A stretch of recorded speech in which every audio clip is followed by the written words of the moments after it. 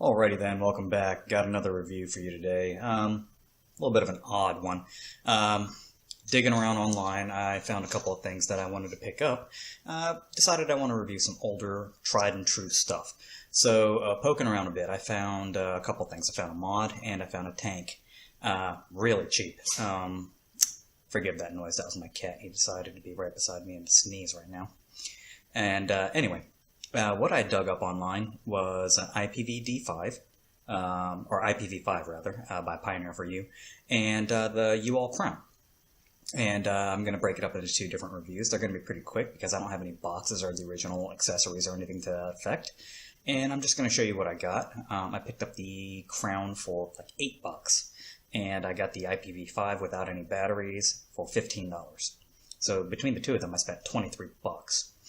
And I'm going to review these products, and I'm going to show you what they are and blah blah blah. This particular video is going to be the UL Crown by itself.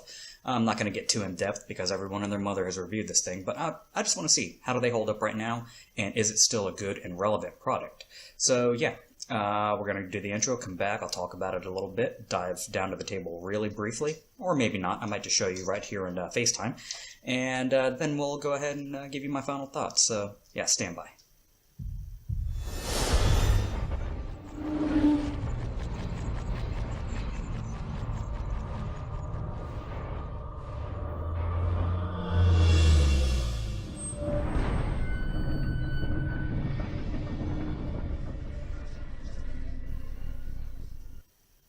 Alrighty then, welcome back. Like I said, this video we're going to be taking a look at the UL Crown.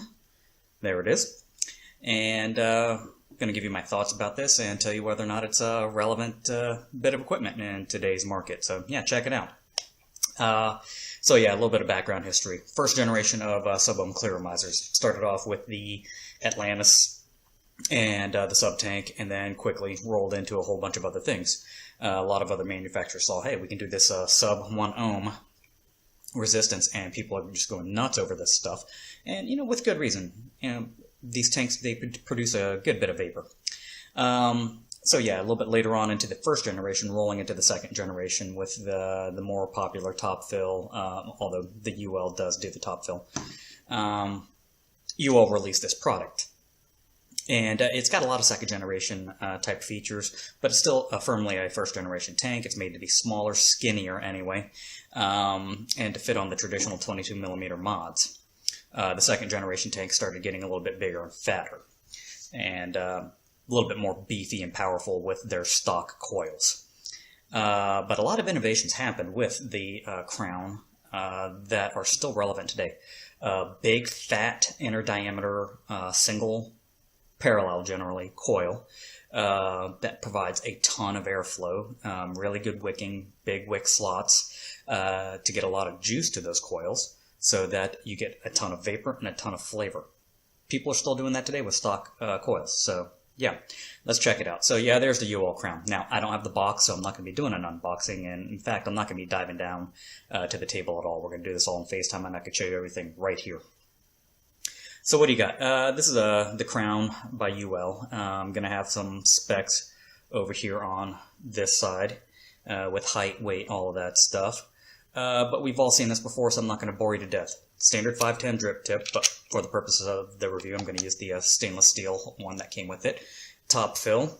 It's got a Pyrex borosilicate glass. Actually, I think UL actually might use quartz glass. Dual adjustable airflow. Clicky. What happens on one side, happens on the other. Bottom removable coils. Long threading. And yeah, this tank's empty enough. Yep, sure is. I can show you the coil in action. There's the coil. Everyone's seen these UL Crown coils, big ass juice slots on top of them. Yeah, there we go. So if your tank is not too terribly full, you can actually change the coil out without changing out your juice. That was nice. Nice little innovation, or a throwback rather, to the bottom filled tank days. Top fill. Easy enough. Nice, huge 4 juice slots there. Good beefy O-ring. Knurling on the top and bottom, and on the AFC. Not really a protruding 510 pin at all. I wouldn't recommend using this on a hybrid mech mod. And it's got a plethora of coils available. They do the authentic coils. You've got an i200 coil, I believe it's 0.15 ohm. I don't have that. Wouldn't vape it anyway, I just don't do nickel anymore. The 0.5 ohm stainless steel coil that's in this. They also offer a 0.25 stainless steel coil. I don't have that. And I don't plan on picking any up. I'll get to that in a little bit. And they also have a 1.2 ohm, I believe, Kanthal coil for mouthful 1. Not my speed on this type of tank, so I'm not going to pick that up. I'll be testing on this on the IPv5. I'll do a review on this here probably today, maybe tomorrow. And yeah, so this particular coil that's in here, 0.5 ohm, it's got a maximum wattage range of 80 watts. So I don't see the point in getting a 0.25 ohm coil that has a maximum wattage range of 120 watts because I don't do, generally speaking, 80 watts. But before we get into anything else, let's hit it at, let's see, 40 watts and show you what it's all about. Yeah, it's just chucking it. That's a 40 watt vape at 0.5 ohms, but this coil can handle a whole heck of a lot more. The minimum wattage range for this coil is 30 watts, so I'm barely pushing it. The sweet spot is about 55 watts. That's right in the middle of the 30 to 80 watt range. So right now, 60 watts. Significantly more vapor and flavor. And yeah, this is about where I've been rocking it. But for shits and giggles, 80 watts. Maximum recommended vape, or maximum recommended power for this particular coil. And it's chucking. Lots of vapor. The flavor maybe just a little bit less than 60 watts. And I can't take as long of a pull off of this. I've been playing around with it for a while. And let's push it 25% beyond its maximum recommended range. And we are looking at 7.2 volts here, 100 watts.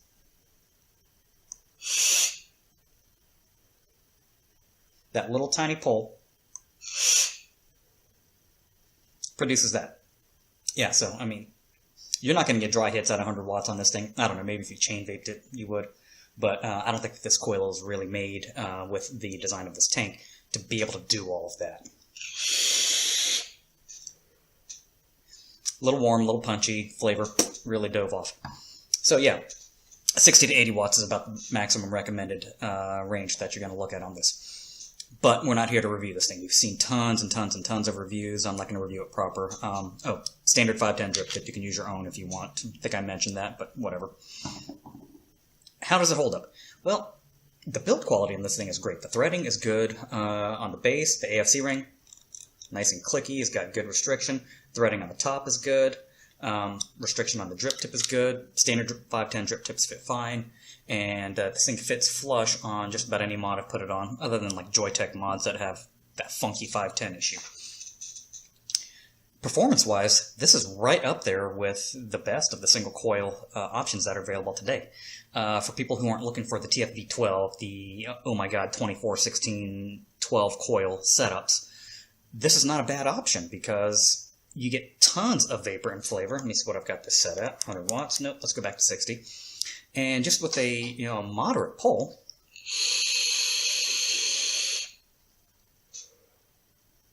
you can produce tons of vapor, and the flavor is good. And you can see the cloud. It's nice and thick and dense. Yeah, I mean, this thing just chucks. It just works. So in today's market, yeah, this thing's absolutely still relevant. UL released the Crown 2.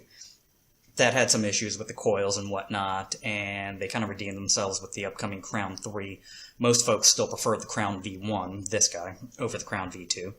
The Crown V3 looks like it might supplant this with its coil design because it's got much bigger, beefier coils to accommodate today's vaping styles to compete with the likes of the TFV series.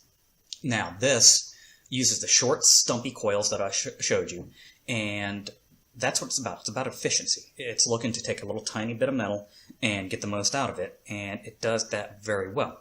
And if you pair this up with a dual 18650 mod like this, and I've got a couple of LG Browns in there, you're going to get gobs of battery life. I mean, I can vaping normally easily get all day off of 2 batteries. That's at 60 watts though. If I bump it down to 40 watts, I could probably get close to 2 days out of it. If I vape this at 80 watts, I don't know, I'll get about half a day out of it. And at 100 watts, if you can stand it, you get a couple hours out of it, more than likely, out of a mod like this. So just kind of weigh that. Yeah, but in today's market, this thing is absolutely still relevant. And it's got a couple of major benefits. One, it's a tried, true, established product. People love these things because it performs very, very well. Coils. The coils are widely available. You can find them anywhere. And, you know, I listed off the 4 coils that I know of that UL makes as authentics. Coil Art makes a series of coils for this that have some crazy Claptons in them. They make the standard 0.5, 0.25 ohm coils that aren't, you know, anything exotic. They make a notch coil. They do all kinds of temp control coils as well. On top of that, Atom Vapes, they make a couple of temp control coils. I believe they make a couple of less exotic coils. They make a Clapton, and they have a ceramic coil. I'd be interested in maybe picking up one of those because the flavor in this is already outstanding. With the ceramic coil, it might be even better. So you have options, and coils are very, very plentiful, very readily accessible, very easy to find. And for someone who's not looking to cloud chase, you know, along the lines of a TFV12, you know, 12, 16, because, you know, the Sigopet Eco, they have a 16 coil atomizer head that's available that is compatible with the TFV12. And yeah, for people who aren't looking for that, this is a very, very viable option. So yeah, this is a kind of a short, quick look. I mean, it's not a preview or anything, and people know what this is. I just wanted to put my thoughts out about this and just show you what it's all about. So anyway, I'm going to stop all of that and let you guys continue on with your day. Later today, maybe, or tomorrow, I'm going to jump back up and give you a review of the IPv5, doing the review on that product along the same lines. It's still a very relevant product that's been around for a while and it's established. This, for a stock coil system, I think it's right up there with the top, even today. You know, 2 years after this thing was released, it's still right up there toward the top with performance. And you could do far, far worse. And if you're into rebuilding, they do offer a rebuildable coil head for this, very similar to the sub-tank coil where it's got the K-Fun style of deck, and they work fine. Me personally, I'm not going to pick one up because if I'm going to rebuild, I want to do it on a dedicated RTA that has a little bit more space on the deck.